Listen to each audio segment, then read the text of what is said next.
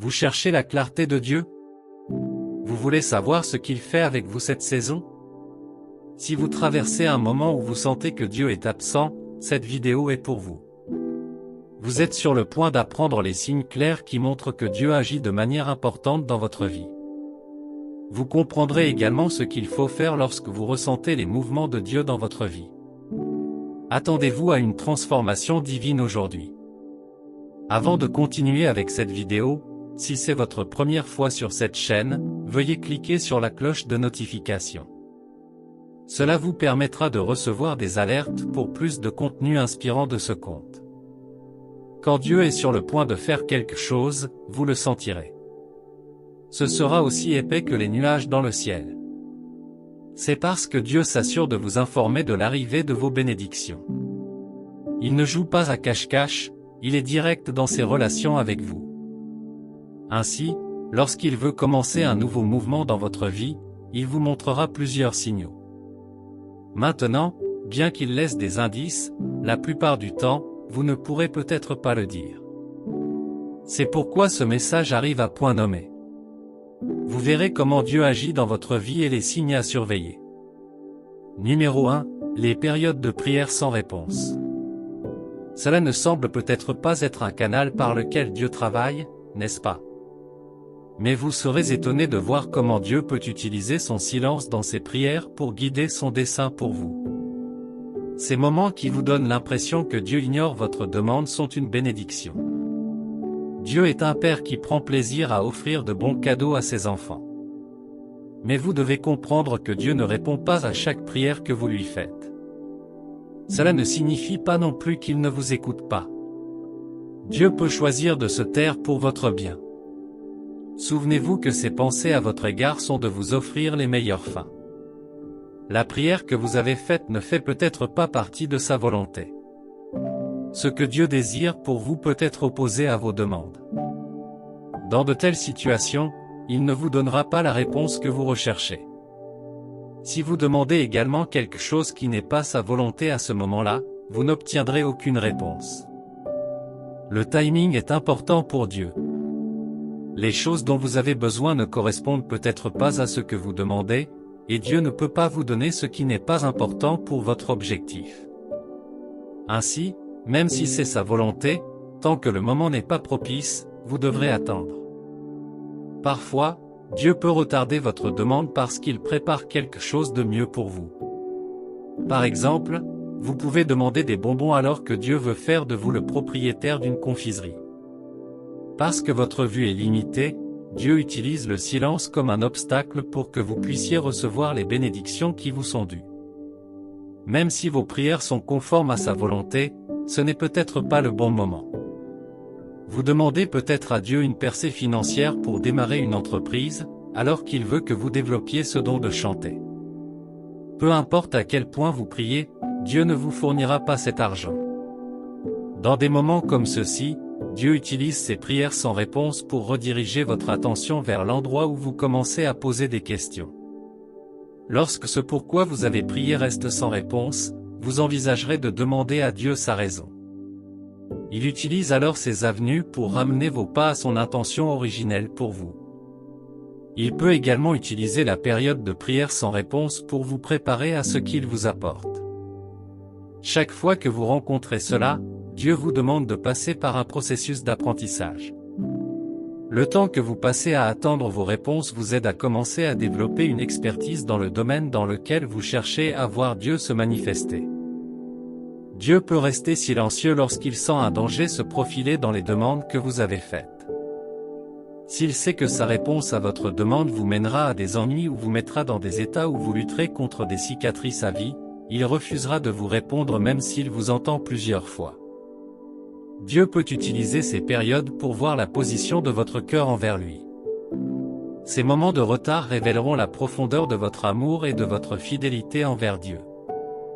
Dans les moments d'épreuve de Job, il a crié à Dieu à plusieurs reprises, mais il n'a pas reçu de réponse de Dieu. Pourtant, il est resté dans un lieu de foi et a refusé de maudire Dieu. Il a prouvé qu'il était un homme qui craignait Dieu, quels que soient les biens matériels et les bénédictions dont il bénéficiait de la part de Dieu. Dieu a également vu la dévotion de Shadrach, Meshach et Abednego face à la fournaise ardente. Leur vantardise envers Dieu auprès du roi Nebuchadnezzar était une prière silencieuse de secours adressée à Dieu. Il semblait que Dieu était silencieux, même jusqu'à leur entrée dans la fournaise. Dieu voulait qu'ils comprennent qu'il entendait leurs demandes et qu'il travaille avec le timing. Il avait besoin qu'ils comprennent qu'il n'était jamais trop tard et qu'il pouvait se montrer même à la dernière minute. Ainsi, chaque fois que vous rencontrez un retard, Dieu fait quelque chose. En vous soumettant au timing de Dieu, vous pouvez rester dans un lieu de confiance. Cela vous aidera également à vous débarrasser de l'inquiétude et de l'anxiété, car vous savez maintenant que Dieu a à cœur vos intérêts, quel que soit le retard que vous rencontrez. Numéro 2, les moments de montée et de chute. La vie est pleine d'incertitudes. Vous traverserez le plus souvent une saison de haut et de bas. Les hautes saisons sont les moments de facilité. Ce sont les périodes qui montrent votre réussite et l'accomplissement du plan de Dieu. Cette saison peut être décrite comme une navigation tranquille, sans aucune forme de détresse. C'est la preuve de l'amour infaillible de Dieu et de sa miséricorde envers votre vie. Tôt ou tard, mais sûrement, la basse saison arrive. Ces moments vous font traverser l'expérience de la vallée, où vous êtes confronté à de nombreux chemins tortueux. Les périodes de basse saison ne sont pas sans adversité tragique. Vous devrez fournir beaucoup d'efforts, et la plupart du temps, cela ne donnera aucun résultat. Dans des moments comme celui-ci, vous devez vous rappeler que Dieu est aussi très présent avec vous dans la vallée comme il l'était sur la montagne. Le même Dieu qui était avec David dans la caverne d'Adullam était également à ses côtés dans le palais lorsqu'il était roi. Bien que les revers et les échecs ne soient pas le but de Dieu, il permet qu'il se présente à vous. Les moments difficiles sont des moments qui vous poussent à voir les choses sous un angle différent. Lorsque vous vous soumettez à la manière de faire de Dieu, Dieu vous permet d'échouer parfois afin que vous trouviez une meilleure façon de faire cette même chose. Pensez à ceux qui ont fait des inventions majeures. Ils ont connu une série d'échecs et de revers avant de finalement réussir. Dieu veut que vous appreniez afin de devenir un expert dans ce domaine. Le processus d'apprentissage est compliqué. Vous devrez échouer plusieurs fois avant d'y arriver. Vous serez comme un enfant qui apprend à marcher. Vous aurez heurté le sol avec votre dos à plusieurs reprises, mais dans ces moments-là, vous gagnerez en endurance. Chaque fois que vous tomberez et que vous vous relèverez, vous apprendrez à ne pas tomber la prochaine fois que vous vous remettrez sur pied. Dieu agit à travers vos moments d'épreuve et de tentation. À travers eux, il ouvre un chemin invisible vers la grandeur. Même si vous ne le voyez pas ou ne comprenez pas comment ces moments difficiles vont tourner pour votre bien, vous devez avoir confiance qu'ils le feront. Pensez à Joseph et aux divers obstacles qu'il a rencontrés. Le processus de son esclavage ne ressemblait pas à la volonté de Dieu, mais il était sur la bonne voie. Qu'en est-il lorsqu'il a dû purger une peine de prison? Vous n'auriez jamais pensé qu'il y avait une issue pour devenir Premier ministre, mais Dieu était présent avec lui, et il a utilisé ces moments pour guider Joseph vers son avenir. Vous devez comprendre que ces épreuves sont une opportunité de croissance. Elles ne sont pas là pour détourner votre attention du dessein de Dieu, même si cela peut sembler ainsi. Romains 8h28, nous savons, du reste, que toute chose concourt au bien de ceux qui l'aiment, de ceux qui ont été appelés selon son dessein. Dieu sait comment utiliser ces moments insignifiants et vous éloigner encore plus de votre projet. Il peut en faire naître quelque chose d'étonnant. À mesure que vous vieillissez et que vous assemblez toutes les pièces du puzzle de votre expérience de vie, vous comprendrez pourquoi Dieu a dû vous faire passer par ce processus. Au fur et à mesure que vous traversez ces phases, vous devez comprendre que les chutes et les échecs sont temporaires. Vous devez les considérer comme une étape nécessaire dans votre processus d'apprentissage. Jacques 1:2, mes frères et sœurs, considérez comme un sujet de joie complète les diverses épreuves auxquelles vous pouvez être exposés. Vous le savez, l'épreuve de votre foi produit la persévérance. Que la persévérance accomplisse pleinement son œuvre, pour que vous soyez parfait et accompli, sans faillir en rien. Ce que Dieu construit en vous dans une telle période accélère votre ascension vers la grandeur. Ces périodes inconfortables sont des voies par lesquelles Dieu vous guide. Extrait du livre des Psaumes 23, 4-5, juste après que Dieu vous ait conduit avec sa houlette et son bâton à travers les vallées obscures, il prépare une table devant vous. Cela signifie que vous rencontrez des percées. Souvenez-vous que la joie vient toujours le matin. C'est pourquoi vous devez profiter de ces moments et leur permettre de renforcer votre foi et votre ténacité. Vous pouvez être comme David. Il est sorti de son moment de faiblesse à Keïla en tant que grand commandant. Cette période l'a préparé à son rôle de nouveau roi d'Israël. En traversant ces périodes de changement, vous ne devez pas céder au découragement. Vous devez vous reposer sur le bras de Dieu qui vous guide. 1 Pierre 1, 6-7, en tout cela, vous vous réjouissez, même si maintenant, pour un peu de temps, vous êtes attristés par toutes sortes d'épreuves. Et tout cela est arrivé afin que l'épreuve de votre foi, plus précieuse que l'or périssable qui pourtant est éprouvé par le feu, ait pour résultat la louange, la gloire et l'honneur. Vous ne devez pas permettre aux incertitudes de ces moments de vous conduire au désespoir, à l'inquiétude et à un esprit brisé. Vous devez vous rappeler que Dieu est avec vous, vous procurant paix et réconfort. Vous devez garder votre attention sur Dieu afin de pouvoir recevoir le message qu'il essaie de vous transmettre dans ces moments. Quels sont les autres signes que Dieu agit dans votre vie de manière importante? Numéro 3, des portes ouvertes surnaturelles. Vous constaterez peut-être que les portes s'ouvrent simplement lorsque Dieu est à l'œuvre dans votre vie. Ce ne sera pas quelque chose que vous attendiez. Cette aide ne viendra pas de là où vous avez placé votre espoir. Vous ne la verrez pas venir, et elle ne viendra même pas de vos efforts. Ce sera la preuve de la main de Dieu dans votre vie. Ces bénédictions se feront sans lutte. Contrairement à d'autres moments où vous devez travailler, vous verrez d'étranges portes s'ouvrir d'elles-mêmes. Cela ouvrira les portes de la provision de Dieu pour vous dans les moments de pénurie. Dans 1 Roi 17, 14-17, la veuve de Sarepta ne pouvait pas croire à son nouveau statu quo. Après avoir été dans le manque et avoir à peine assez de nourriture pour elle et son fils, elle a reçu l'abondance. Elle a reçu une parole de Dieu par l'intermédiaire d'Élie, et cela a tout changé. Il lui a dit que le pot de farine ne serait jamais vide et que la cruche contiendrait toujours de l'huile, et cela continuerait jusqu'au jour où le Seigneur enverrait la pluie sur la terre. Cela s'est passé exactement comme Dieu l'avait dit. Pouvez-vous imaginer une telle transformation? Une minute, vous avez faim et la minute suivante, vous vivez dans l'abondance. La plupart du temps, vous vous trouvez dans des situations où tout semble jouer contre vous. Toutes les portes semblent verrouillées, vous interdisant l'accès. Lorsque Dieu travaille dans votre vie, vous ressentirez une soudaine facilité. Vous ne pourrez pas expliquer pourquoi les bénédictions sont ordinaires. Ce sera impossible.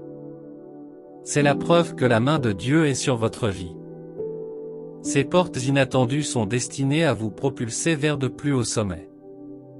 Tout comme Jacob, dont le changement d'identité est devenu un point de transformation, ces bénédictions se produisent en présence de Dieu. Ce seront des bénédictions qui correspondent au plan de Dieu pour votre vie. Il peut s'agir d'une chance de construire de nouvelles relations, d'une idée d'entreprise ou d'une rare opportunité de présenter votre idée d'entreprise à une personnalité importante. Ce ne sont pas de simples coïncidences. Lorsqu'elles se produisent, elles seront des réponses à des choses que vous avez désirées depuis longtemps. Bien que vous ne compreniez peut-être pas l'image complète de ce que ces portes inattendues contiennent, vous devez les accueillir à bras ouverts. Considérez-les comme la main de Dieu qui vous guide pour vous aligner sur son dessein. Voyez-les comme une opportunité de renforcer votre foi en Dieu alors qu'il vous dirige. Numéro 4, l'intervention divine. Ces moments sont ceux où Dieu intervient pour sauver ses enfants. Avez-vous déjà vécu un moment où vous étiez dans le besoin désespéré? Avez-vous eu l'impression qu'il n'y avait aucune aide en vue, et que Dieu est soudainement apparu et a sauvé la situation? C'est un signe clair que Dieu travaille dans votre vie. Dieu est intervenu dans le cas de Daniel. Il y avait un complot contre lui, qui l'a conduit à être jeté dans une fosse aux lions. Mais Dieu l'a sauvé de la mort. Daniel 6h22, mon Dieu a envoyé son ange, et il a fermé la gueule des lions. Ils ne m'ont fait aucun mal, car j'ai été trouvé innocent devant lui. Et je n'ai jamais commis aucun mal devant toi, ô Majesté. À ce moment-là, Dieu est intervenu pour montrer son pouvoir souverain de tout contrôler. Une autre façon dont Dieu peut intervenir est par l'interruption divine. C'est quand il arrête vos plans par son dessein. Quand vous constatez que Dieu résiste à vos mouvements dans une certaine direction, il essaie de vous dire que ce n'est pas sa volonté pour vous. Il a arrêté les plans de Paul avec ses propres plans dans Actes 6, 3-10. Paul était un juif qui persécutait les chrétiens. Il a été le fer de lance des meurtres et de l'emprisonnement de nombreux hommes et femmes pour avoir cru en Jésus-Christ. Mais lorsque Dieu était sur le point d'agir dans la vie de Paul, il a dû l'arrêter. Ce jour-là, Paul était à nouveau en train de commettre un acte. Il se rendait à Damas pour arrêter les disciples de Jésus et les ramener à Jérusalem pour les punir lorsqu'il a rencontré Dieu. Soudain, une lumière brillante venue du ciel a brillé sur lui. La lumière était si brillante qu'elle a immédiatement rendu Paul aveugle. Paul avait peur. Jésus lui a révélé son identité et lui a donné une nouvelle voix. Acte 22h10, que ferai-je, Seigneur? J'ai demandé, lève-toi, dit le Seigneur, et va à Damas. Là, on t'annoncera tout ce que tu as été chargé de faire. Les intentions de Paul de se rendre à Damas ont changé en cours de route, et cela a donné lieu à la naissance de l'apôtre Paul. Si Dieu n'avait pas arrêté les plans de Paul, vous n'auriez jamais entendu parler de l'un des plus grands apôtres de tous les temps. Il a eu un impact énorme et a gagné de nombreuses âmes à la foi chrétienne. Il a écrit de nombreux livres dans le Nouveau Testament et a enseigné aux églises leur identité en Christ et comment marcher dans l'amour et l'unité. Rien de tout cela n'aurait été possible s'il n'y avait pas eu d'interruption divine. Dieu peut également vous ramener à son plan lorsqu'il vous voit vous écarter du chemin qu'il vous a demandé de suivre. C'était l'histoire de Jonas. Dieu lui a donné des instructions spécifiques pour les habitants de Ninive, mais Jonas avait d'autres plans. Il sentait qu'il y avait d'autres endroits où il préférerait être que dans la volonté de Dieu. Dieu a ruiné ses plans lors d'une de ses entreprises. Il fit souffler un vent violent sur la barque dans laquelle il se trouvait, au point que les gens, craignant pour leur vie, le jetèrent à la mer. Là, un poisson l'avala, selon l'ordre de Dieu. Après avoir passé 3 jours dans le ventre du poisson, Jonas a eu une révélation. Il a accepté la volonté de Dieu, et à travers lui, Dieu a déclenché un puissant réveil à Ninive. Quand Dieu arrête vos plans, vous devez comprendre qu'il vous montre de la miséricorde. Il veut rediriger vos pas vers lui. Il annule vos plans par sa volonté parfaite. Alors, vous ne devez pas être comme Jonas. Vous devez arrêter de fuir le programme de Dieu pour votre vie. Tout ce que vous faites en dehors du plan de Dieu pour vous ne vous apportera pas un véritable épanouissement. La plupart du temps, vous pourriez avoir des difficultés sans résultat à montrer. N'est-il pas plus facile de suivre le chemin de Dieu? Lorsque vous rencontrez des discordes dans certaines relations, vous devez chercher Dieu pour savoir s'il est celui qui sépare divinement vos chemins de ces personnes. Dieu a éloigné Abraham de Lot parce qu'il voulait faire quelque chose de grand dans sa vie. Souvenez-vous que Dieu a à cœur votre meilleur intérêt. S'il s'immisce, c'est pour votre bien. Numéro 5, la joie et la paix.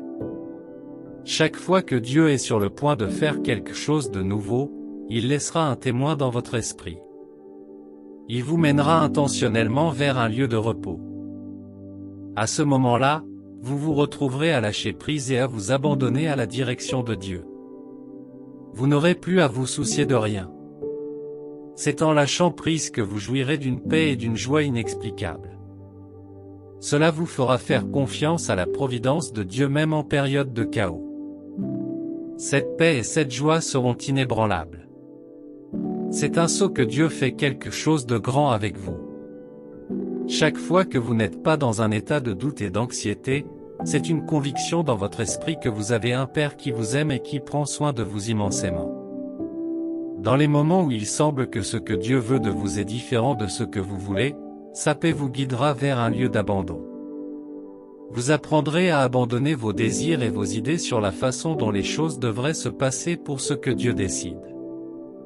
Lorsque sa paix vous guide, il n'y aura aucune difficulté à accepter sa volonté.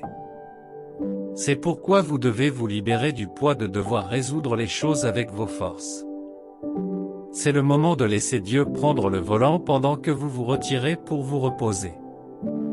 Vous restez en paix parce que vous comprenez que sa volonté est de vous faire prospérer et non de vous faire du mal. Ses pensées pour vous sont plus grandes que ce que votre esprit peut imaginer. C'est pourquoi il vous donne sa joie pour vous préparer à une célébration. Dieu veut que vous mettiez votre confiance absolue en lui afin que vous puissiez tout abandonner. Il ne veut pas que vous fassiez confiance à votre propre compréhension mais plutôt que vous lui donniez le contrôle de votre vie. Il veut que vous acceptiez sa joie lorsque vous lâchez prise, sachant qu'il vous guidera vers de verts pâturages. Vous devez comprendre que Dieu prend soin de tout ce que vous lui confiez. Il veille à répondre à tous vos besoins et à toutes vos préoccupations. Son esprit suscite également la joie en vous pour vous préparer à la victoire à venir. Numéro 6, de nouvelles relations. Dieu comprend la place des gens et la valeur qu'ils peuvent vous apporter. Pour le garçon avec 2 poissons et 5 pains, plus de 5000 personnes ont eu de la nourriture à manger. Jésus pouvait tout faire, mais il avait besoin de quelque chose pour se multiplier, et le garçon avec la nourriture était l'occasion parfaite. Votre rencontre avec ces personnes n'est pas une coïncidence, c'est une connexion divine. Les amitiés que vous nouez avec ces personnes ne seront pas basées sur ce que vous avez à offrir. Dieu les met sur votre chemin afin que vous puissiez apprendre d'eux sur votre chemin vers l'accomplissement de votre objectif. Il vous rapprochera d'eux afin que vous puissiez comprendre les principes qui régissent leur vie et leur réussite. Il vous fera assumer le rôle d'intendant auprès de certains d'entre eux. Prenez Élisée, par exemple. Dans 1 Roi 19h16, Dieu dit à Élie d'oindre Élisée comme prophète. Il part donc à la recherche d'Élisée. Lorsqu'Élie le trouve, il place son manteau sur Élisée. Le nouveau prophète comprend immédiatement. Il dit au revoir à sa famille et suit Élie. Il y a quelque chose d'intéressant à apprendre de l'histoire d'Élisée. Bien que Dieu l'ait choisi et qu'il allait prendre la relève d'Élie, il a commencé par le lieu de service. 1 Roi 19h21 dit, alors Élisée le quitta et s'en retourna. Il prit sa paire de béhufs et les égorgea. Il brûla les outils du laboureur pour cuire la viande et la donna au peuple, qui la mangea. Puis il partit à la suite d'Élie et devint son serviteur. Ce fut une connexion divine pour Élisée car, pour son service fidèle à Élie, il reçut une double portion d'une onction qui pouvait séparer le grand fleuve Jourdain et enflammer des bataillons d'armée. Les personnes avec lesquelles Dieu vous connectera divinement sont différentes des personnes ordinaires que vous rencontrez et avec lesquelles vous interagissez. Elles vous inciteront à poursuivre le programme de Dieu pour votre vie. Leur esprit résonnera avec le vôtre, et Dieu les placera dans des domaines stratégiques de votre vie. Elles vous aideront à devenir responsables et vous pousseront vers des chemins qui améliorent votre vie. Elles vous encourageront par leurs encouragements, leurs prières et seront une voie d'espoir dans les moments difficiles. Elles vous recommanderont pour des opportunités lorsque l'occasion se présentera. Ces personnes peuvent être vos amis, vos mentors, vos chefs spirituels ou même des personnes âgées. C'est pourquoi vous devez être sensible afin de ne pas passer à côté de ces personnes lorsque Dieu les amène sur votre chemin. Élisée était suffisamment perspicace pour connaître le rôle d'Élie sur son chemin. Il n'a pas discuté, il a simplement suivi. Vous devez les accueillir à bras ouverts et permettre à Dieu de les utiliser pour vous propulser à l'endroit qu'il désire. Vous devez apprendre à vous abandonner à Dieu et à obéir aux instructions qu'il vous donne quotidiennement. Vous limitez l'œuvre de Dieu dans votre vie lorsque vous marchez dans la désobéissance. Vous devez ouvrir votre cœur à Dieu en vous lançant dans un voyage personnel avec lui. En étudiant la parole de Dieu, vous pouvez comprendre ce que Dieu prépare pour vous en cette saison. Lorsque Dieu vous fait traverser des moments d'épreuve, vous devez les accepter comme votre saison de croissance. Laissez-les être un moment qui vous incite à construire une communion plus forte avec Dieu. Vous devez vous rappeler de rester fort dans la foi et de sortir raffiné et prêt pour ce que Dieu a en réserve pour vous.